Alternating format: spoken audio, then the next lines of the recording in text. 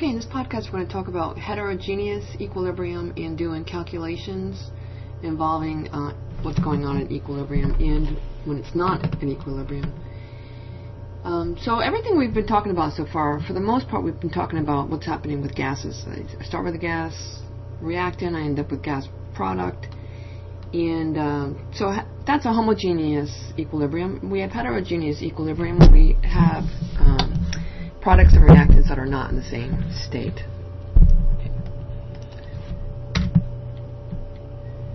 So one of the things that's important to know is that the concentrations of solids and liquids are essentially constant, and as a result we do not include them in the equilibrium calculations. Okay. And let's talk a little bit about why. So if I were to double the mole of a solid, double the number of moles I have of a solid, what happens to its concentration? Right? If we think about moles as or molarity as moles per liter, if I double the number of moles of a solid, I'm also doubling the volume. So my molarity stays the same. So it's very difficult to change the molarity or the concentration of a solid. And if we think about water, what's the molarity of pure water? Well, think about it. If I have, let's say I have a 1 liter of water, because the density of water is 1 gram per 1 milliliter, it's 1,000 grams per 1,000 milliliters or a liter. So I've got 1,000 grams here, right? So 1,000 grams, if I make that up into moles, it's 18.02 is that molar mass. That's going to give me about 55.5 molar.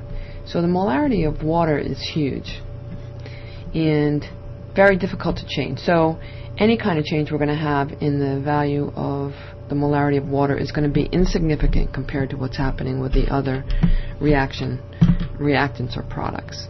So the nice thing for us is that if we have gases, we include them. If we have aqueous stuff, we include them. If we have liquids or solids, either on the reactant side or the product side, we do not include them in the equilibrium calculations. Okay, so concentrations of solids are essentially constant, and therefore the concentration of solids in liquids do not appear in the equilibrium expression. So if I were to write the equilibrium expression for this reaction, because I have a solid as my reactant, I leave it out, right? So it's going to simply be the products, right? The concentration of the products raised to their coefficient, usually over the reactants, but because my reactant here is a solid, this is it. That's all it is. Okay. Let's do that for a few more.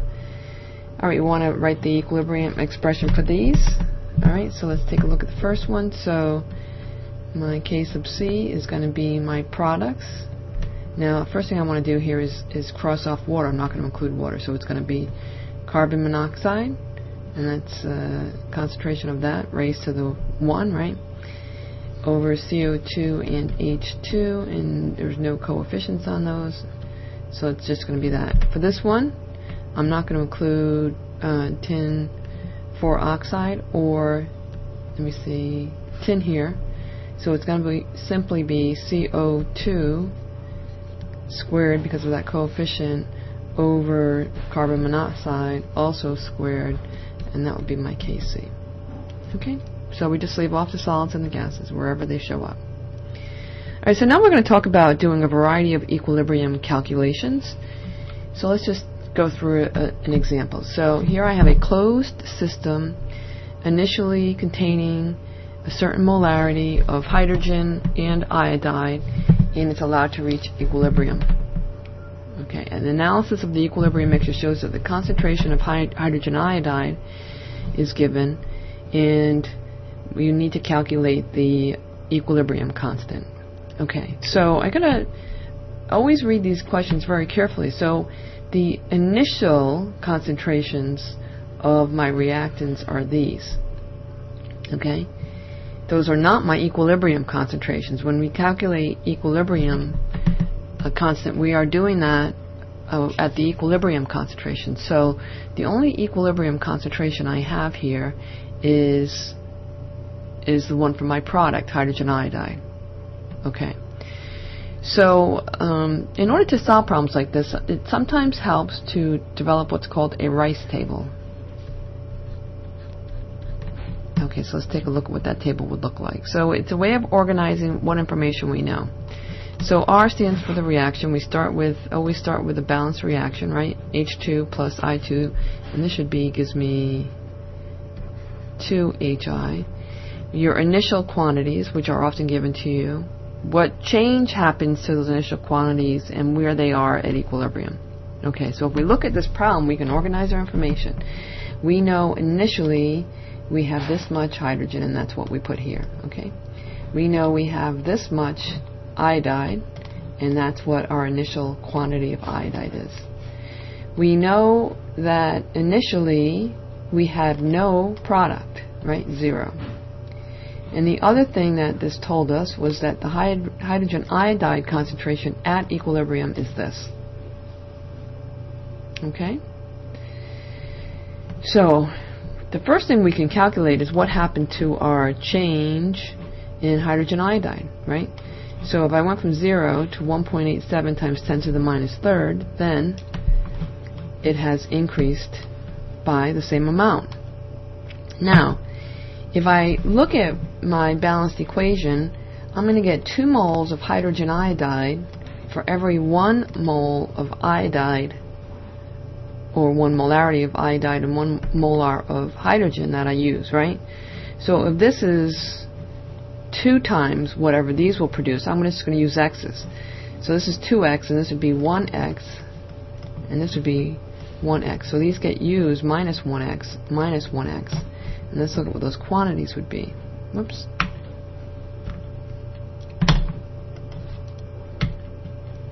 Alright, so if I take this number, whoops, of what the gain was in hydrogen iodide, and I divide it by 2, this is what I get, right? This and this. So this is a minus x. I've kind of written over that, but this is minus x, and we'll do that. Scroll that out. I'm making a mess over here. Okay? So what I can do now is solve here and here for this quantity that I started with minus this quantity, right? And I can do this quantity minus this quantity. When I do that, what I get is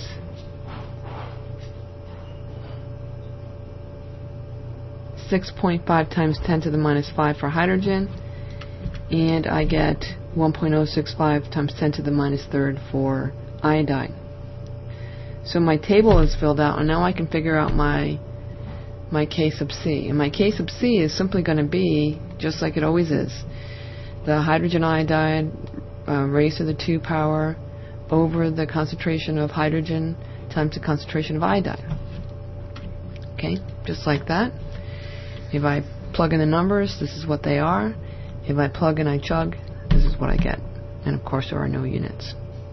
Okay, so let's take a look at another one. Alright, in this case I have dinitrogen tetroxide in its liquid state. It was used as one of the fuels on the lunar landing for the NASA Apollo missions. In the gas phase, we've seen this reaction before, right? N2O4 becomes NO2. So we want to consider an experiment in which gaseous N2O4 was placed in a flask and allowed to reach equilibrium at a temperature where the Kp is 0.133. At equilibrium, the pressure was found to be 2.71, okay, atmospheres for N2O4, and we want to calculate the equilibrium pressure. Okay, so let's write the equation for equilibrium pressure first. So Kp is the pressure of my product squared at equilibrium over the concentration of my reactant, right? This is my bad. This is not concentration. This is pressure. I can't use the brackets, so I'm going to say the pressure and the pressure, right? So I know what this pressure is, N2O4. I know what Kp is, so let's plug those in. So my Kp is 0.133. My pressure of NO2 I am trying to find out. So my pressure of NO2 squared is going to be over the pressure that it gave me for N2O4. So I can cross multiply, and when I do that, I get, let me see, let's just turn the calculator on. I'm going to clear that, and I'm going to get 0.133 times 2.71, and that is going to be 0.36043, and that's going to be equal to my pressure of NO2 squared. So if I want to solve for the pressure of NO2, I can square both sides, and if I do that, I get pressure of NO2 equals, so I can just hit here on my calculator, I can hit the square root, which is second x2, and I'm going to tell them I want it of that by going up, and it gives me an answer of 0.600, and I do want 3 sig figs. Okay, not so bad, right? Okay, so now we're going to talk about what's called the reaction quotient. Now the reaction quotient is just like the equilibrium expression. It's the same formula, but it's simply the concentrations at a time other than equilibrium. So we can use this for any time in the reaction. Look at the concentration, the same formula as we use for equilibrium, but just to see what the reaction quotient is. What is the products over the reactants? Okay, so to calculate Q, we just substitute the initial concentrations on reactants and products into the equilibrium expression, right? So K at let's say at equilibrium is going to be my products raised to their coefficients over my reactants raised to their coefficients. Okay, and these are my products concentrations at equilibrium, right? And so my Q is going to be my product concentration. I'm just going to put prime at some portion to the coefficients over my reactant concentration, my reactant prime raised to the C, raised to their coefficient. And the prime just means at some time other than when it's at equilibrium.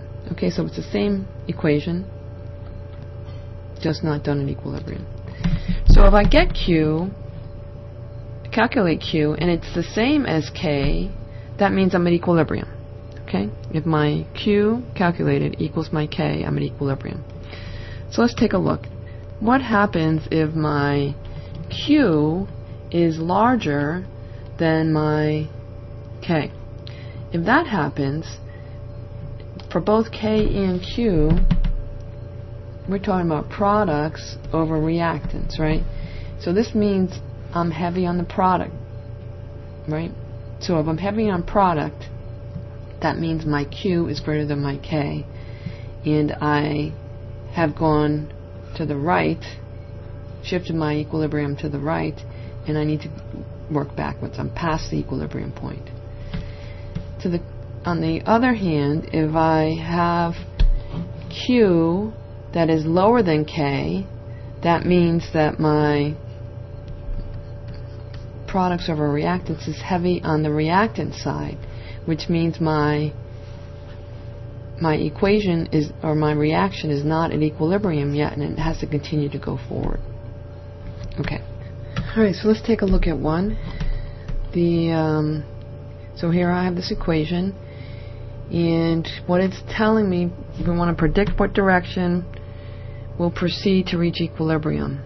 If we have given concentrations at beginning with each of my reactants and products, right? So in order to do this, I'm going to have to figure out Q. So Q is my hydrogen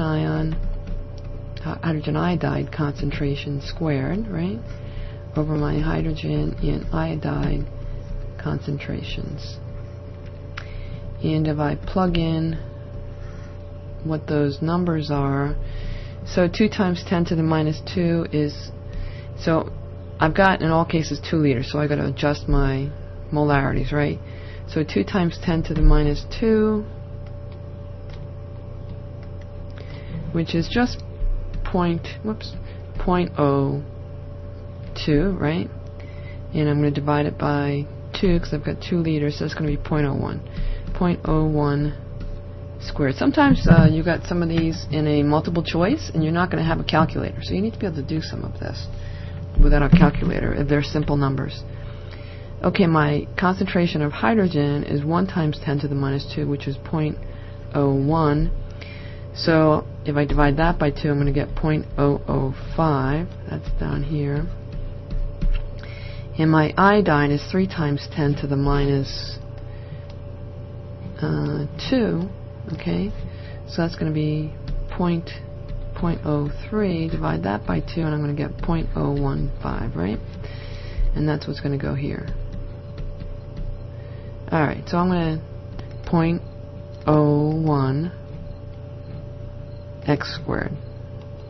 Enter. I'm going to divide that by, in parentheses, 0.005 times 0.015. Close my parentheses, and I get 1.33 repeating. Looks like I want 2 sig figs. So my Q, whoops, do it up here. Q equals 1.33. So what we know is the equilibrium constant, Kc, is 50.5. So Q equals 1.33, right? My K is equal to 50.5. So if I'm looking at products over reactants, I need more products to get to my K. So the equilibrium must shift to the right. Okay. Let's take a look at another one. Alright, so here we have this Haber process again, right? Nitrogen, oops, and hydrogen gives me ammonia. We know the case of P.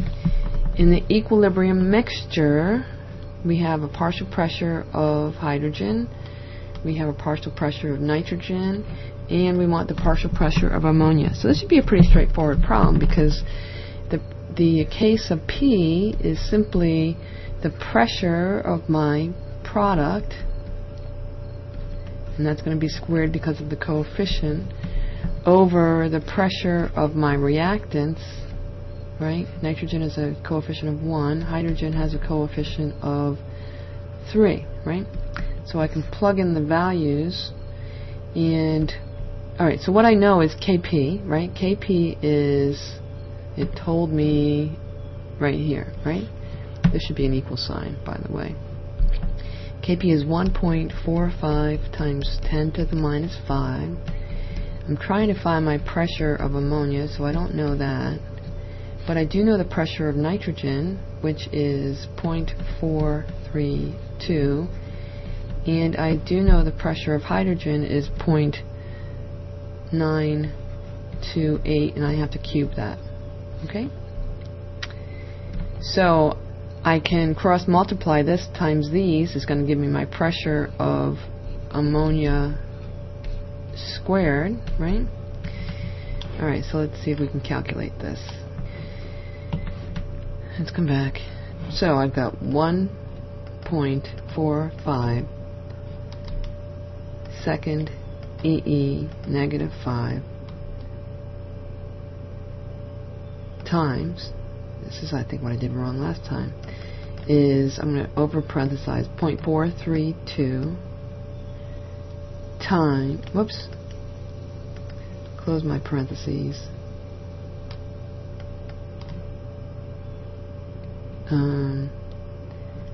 times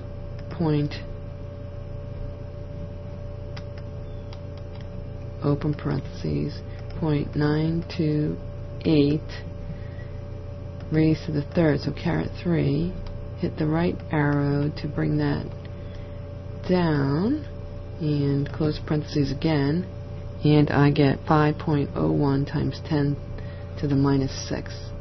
Okay, on the TI-94 I can take the square root of that by saying second square root, and then it asks me of what. And if I go up to that number and hit enter, it puts it in the box. Hit enter again, and it gives me my answer. Okay. Now I went a little too fast, I think, on that. So what happened here was I got when I multiplied this times this times this, I got 5.006 times 10 to the minus 6. And in order to solve for pressure of ammonia, I needed to take the square root of this side, square root of this side, and that's what I did in that last step, and I ended up with 0.002. And let me see, I need 3 sig figs. 0.00224. So we have a reaction for the formation of hydrogen fluoride from hydrogen and fluorine. And I'm going to need 2 of those. Okay? We have an equilibrium constant of 1.15 times 10 to the 2 at a certain temperature. In a particular experiment, 3 moles of each component was added to a 1.5 liter flask. Okay, so let's use a rice table. Here's my R, I, C, E. And it gives us the initial concentration, right? Whoops. 3 moles of each over a 1.5 liter flask, so 3 divided by 1.5 is going to give me a 2 molar. Alright, so I'm starting with the 2 molar here, 2 molar here, and 0 here, right?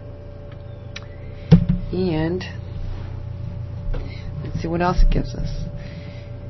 It gives us the equilibrium constant, 1.15 times 10 to the 2.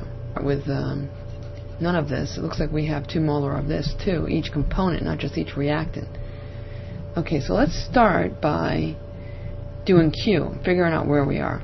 Okay, that's always a good bet. Q is going to be my concentration of HF squared over concentration of hydrogen and fluorine. Each of these will be to the 1 power. So HF is going to be 2, and that's going to be squared over 2 times 2. So that's going to be 4 over 4, which is equal to 1. Alright, Q is 1. My K, it told me up here, was 1.15 times 10 to the 2, which is 115. Alright, so my Q is 1, my K is 115. I need to get a lot more product, so I've got to go to the right.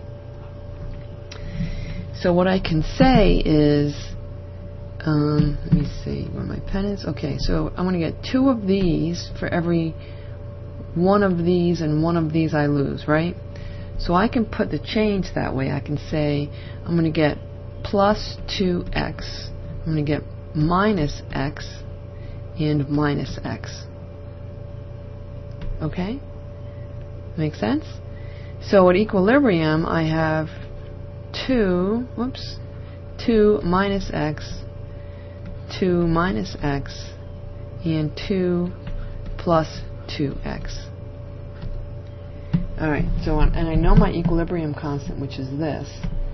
So I'm going to set that equal to, let me see, so it's 2 plus 2x squared, that's hydrogen fluoride, right? Over my hydrogen concentration is this, my fluorine concentration is that, so that's just going to be that squared. Right, and that's equal to this equilibrium constant. Whoops. Alright, so what I can do here is, because both of these are squared, I can take the square root of this is going to equal to the square root of this. I'm kind of running out of room, so this is going to be 2 plus 2x over 2 minus x is equal to the square root of 1.15 or 115. Alright, I'm going to take 115 second square root. Oops, I always forget that. Square root, you got to put in the symbol first. Second square root of 115 is 10.7. Alright, so this is 10.72. Okay? Alright, I'm going to cross multiply, and I'm going to end up, let's see if I can erase this.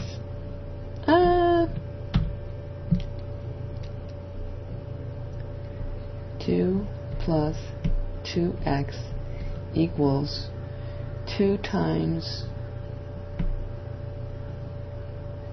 10.72. I didn't bring my calculator up, but I'm just going to leave it like that. 2 times 10.72 is 21.45, right? Plus x, 10.72 times minus x, which is going to be minus 10.72x. Okay. So I have an x and an integer on each side. So let's bring the numbers over here. I'm going to subtract this 2 here, and I'm going to take this negative 10.72 and subtract it over here, which means I'm going to add 10.72x. So I end up with 12.72x is equal to 21 minus 2 is 19.45. I'm going to divide both sides by 12.72. And I'm going to get x is equal to 1.53. Okay, so what is x? Alright, so x over here is the changes that are going on, right? These are the x's. So if I start with 2 molar and I lose x, I lose 1.53.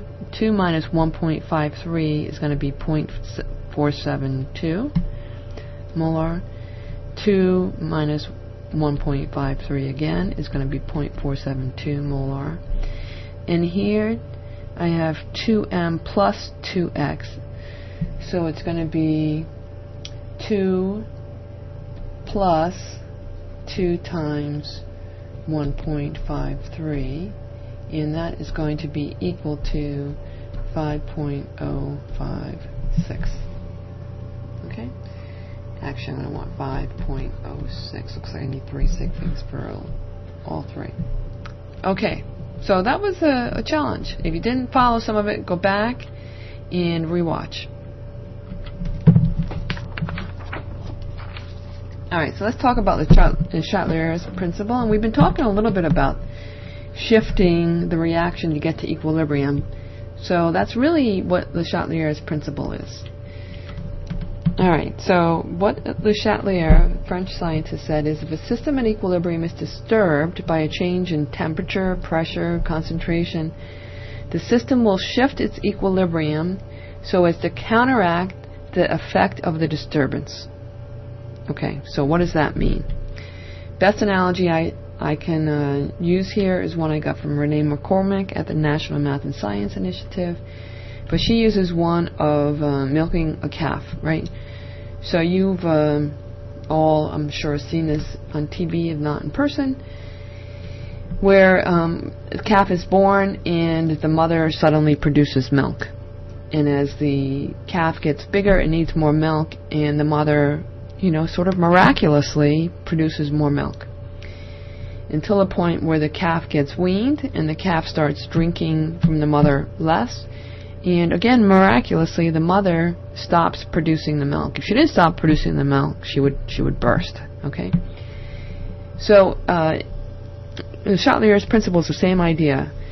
The system is going to adjust to deal with the stress caused by whatever the disturbance was, be it temperature, pressure, concentration, in the same way that the mother's milk production adjusts to what's happening with the baby.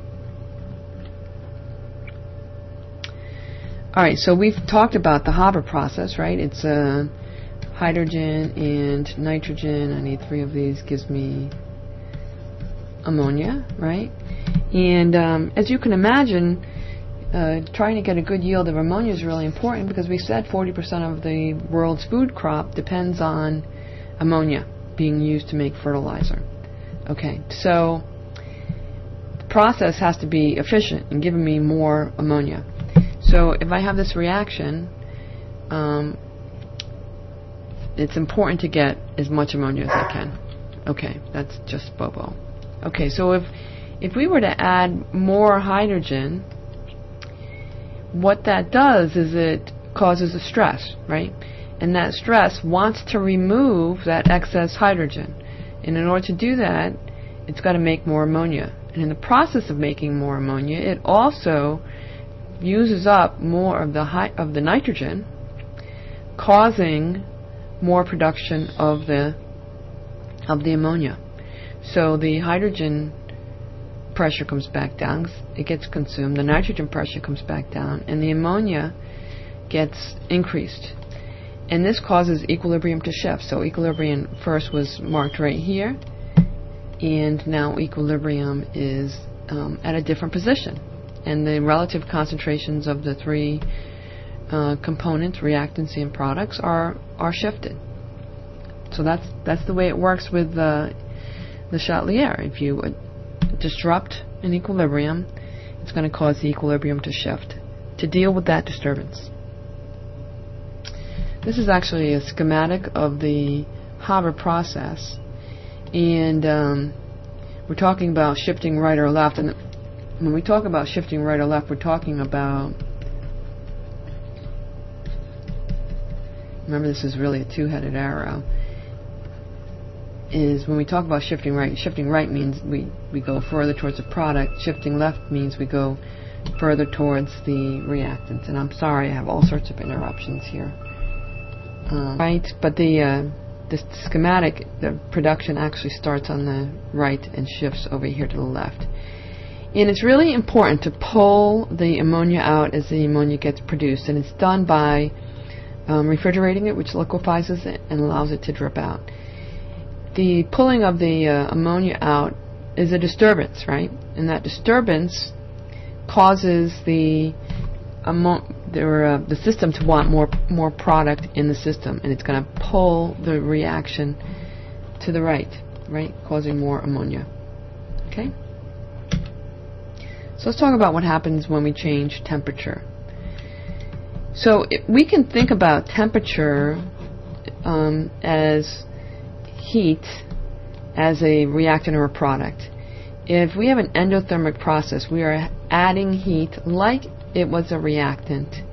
In an exothermic process, temperature comes in as heat being produced. We're producing heat. Okay? So if we have an endothermic process, we're adding heat. It's like adding another reactant. The system is disrupted, and it wants to deal with that heat by getting rid of it. And the way it gets rid of it is shifts right. Okay? So if we add temperature, we're adding more of this, and the system will shift right. In an exothermic system, this heat goes up as a product. And again, it's a shift. The system wants to deal with that shift by getting rid of that heat, and it does it by shifting left, which is basically what this says in words. So in an endothermic process, the increase in the temperature will result in an increase in K, and that's because I'm producing more products, right? It's going to go right and increase my K. Exothermic, increasing T results in a shift left, and a decrease in K because I'm increasing the amount of product. The amount of reactant. Here's an example. I have a system at equilibrium. This is the reaction. This stuff right here is pink, this reactant. The product is blue. So I start off with something that looks kind of purple. I've got equilibrium. I've got significant amounts of both products. Okay. When I heat it, what happens is, this is an endothermic process. So this is, I'm going to use a little triangle to symbolize heat. This is an endothermic process. If I add more of this, let's say reactant heat, it's going to shift the reaction to the right to get rid of it. And it does that. As it does that, it produces more of this blue product, right? I take the same system at equilibrium and I cool it, okay? And I cool it, which means I have less of this heat, and I'm going to want to adjust for that less heat, and I'm going to shift it left, which means I'm going to get more pink, which is what we see right here. Okay, so we want to take a look at this equation. We have N2O4 again going to NO2. The The enthalpy change being positive tells us this is endothermic and I'm adding energy here, right? Alright, so let's think about this. What's going to happen to the equilibrium? Which way is it going to go when N2O4 is added? Okay, so if I add more reactant, it's going to adjust by trying to get rid of it. It's going to go right. If I remove NO2, same thing. If I remove this, it's going to adjust and produce more. It's going to shift to the right. Okay, when total pressure is increased by the addition of nitrogen. Alright, so if I introduce an inert gas, this is a common AP question, AP test question. If I introduce a gas that's not part of the reaction, it's not going to have any effect. Okay? It's not going to have any effect. It's not doing anything. Okay, if the volume is increased. Now the volume, increasing the volume does what to pressure? Increasing volume is going to decrease my pressure. And if pressure goes down, the system's going to want to increase pressure. And which is going to increase pressure more? More of this or more of this? And the answer is more of this because, whoops, I have 2 moles of this and therefore twice as much pressure from my product side, so it's going to shift right. Okay, what if the temperature is decreased? So if I have less temperature here, the system's going to want to adjust for that by getting more temperature, and they're going to do that by shifting left. Okay, let's take a look at another. Okay, so here we have this reaction. In which direction will the equilibrium shift if chlorine is removed? If chlorine is removed, it's going to want to get more chlorine, so it's going to go to the right. Right?